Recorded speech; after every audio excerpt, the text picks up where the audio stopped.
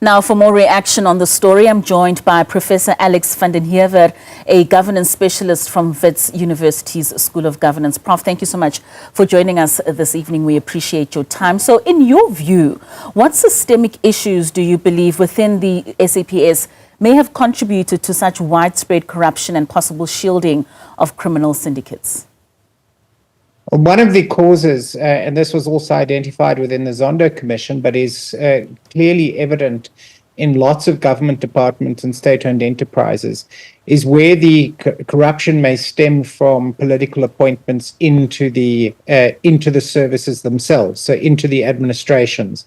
And this means that your sort of governance structures, your accountability structures no longer operate, because essentially you've got a network of people who can collude and from the top. And the difficulty here is that the police services are so important to dealing with systemic crime. So it's not only general crime, but it is also the cases of criminal activity by senior government officials and corruption, that you cannot have the police system become supine. And what is suggested by this particular case is that is in fact what has happened, and it's obviously what many people have suspected for quite a long time, because the absence of proper criminal investigations of senior officials, senior politicians in government is highly suspicious, given the prevalence of corruption and non-compliance with procurement procedures within government. It's just impossible to believe that so many ministers involved are not accountable. And part of the problem is no police investigations that conclude against anybody who's politically connected. And this appears to tell the story why. So, Prof, do you then think there's a need to have a complete overhaul of the current leadership or even just the command structure of SAPS? I think so. So there's a question here as to whether or not we're just looking at rotten apples versus, a few bad apples in the system. The problem is that this appears to be systemic, which means it's not only about cleaning out the people who there, if they're only replaced by other rotten apples, because the way in which the system is structured is that this is very important to protecting politically connected people from accountability.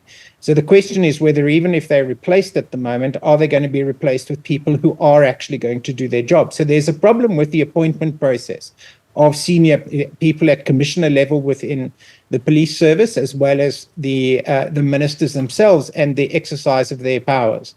And it appears as though what this case indicates is that people who are criminals are basically working together with the top end of the police structure and for immunity.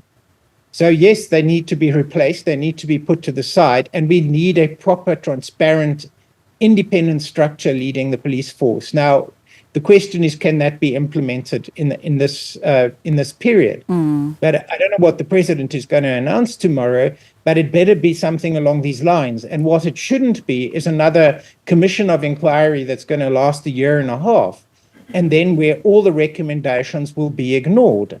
And the problem, if we had to look at the Life Esidimeni inquiry, you had two people who are potentially, at least one politically connected and the other very culpable, identified as requiring prosecution, and none has proceeded. And nobody involved in that taken forward. Zondo Commission the same, right? Et cetera, et cetera. So the problem here is that people allow a commission of inquiry to run for a long period of time and say, no, we don't investigate because the commission of inquiry is investigating.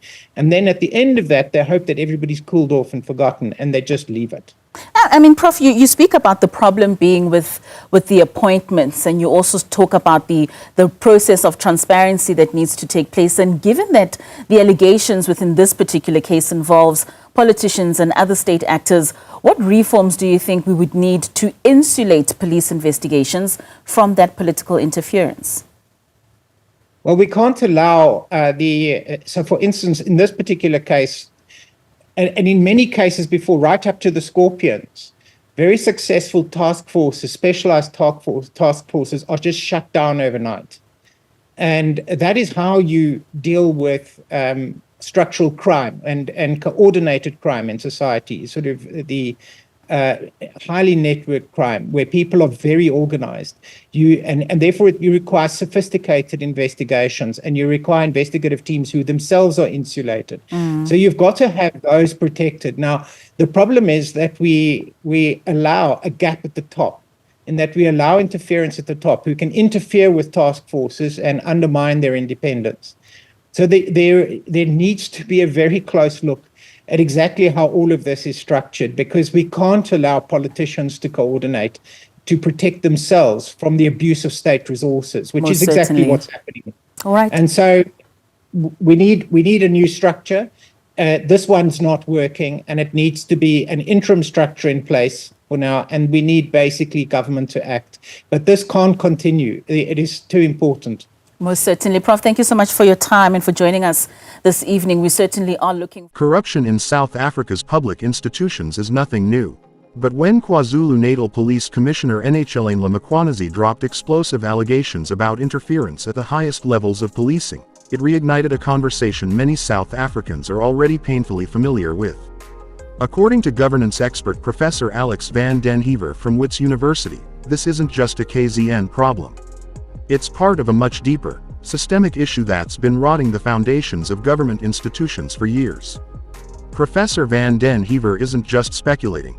He draws a straight line between what Mkhwanazi exposed and what was already laid bare during the State Capture Commission. Remember the Zondo Commission, the months of testimony, the boxes of evidence, the parade of officials and whistleblowers. It all pointed to a clear conclusion: corruption doesn't exist in isolated pockets. It has permeated the state itself, including the South African Police Service.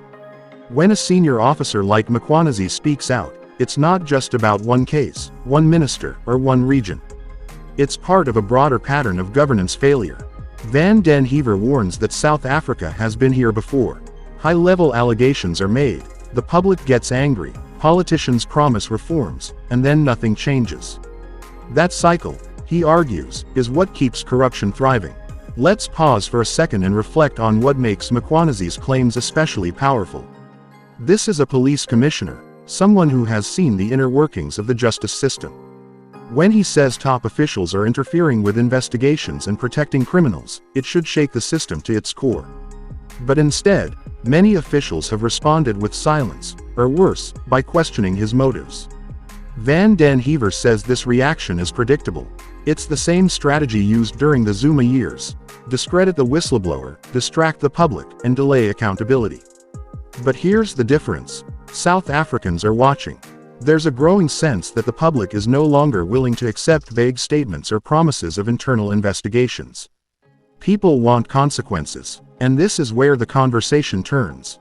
If we know corruption is systemic, if we've seen it in home affairs, in health, in the police, then what does real accountability look like? Van den Heever believes it starts with transparency. Not closed-door meetings or confidential inquiries. We need public processes, clear timelines, and independent oversight that doesn't bend to political pressure. But accountability also means acting on the evidence we already have. Mkhwanazi's claims echo what others have said for years, that there's a network of protection around politically connected individuals. The Zondo Commission provided names, documents, and recommendations. So why hasn't more been done? Van den Heever doesn't mince his words. Until there is real political will to confront the rot, South Africa will remain vulnerable to more of the same.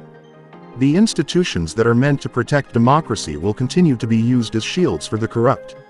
And whistleblowers, instead of being protected, will be left to fight alone. So, as the country waits to see what comes next after Mkhwanazi's revelations, Van den Heever offers a sobering reminder: this is not a new fight. But it is one we can't afford to lose. South Africans have heard these stories before. But this time, maybe the difference is us, the citizens who are refusing to look away.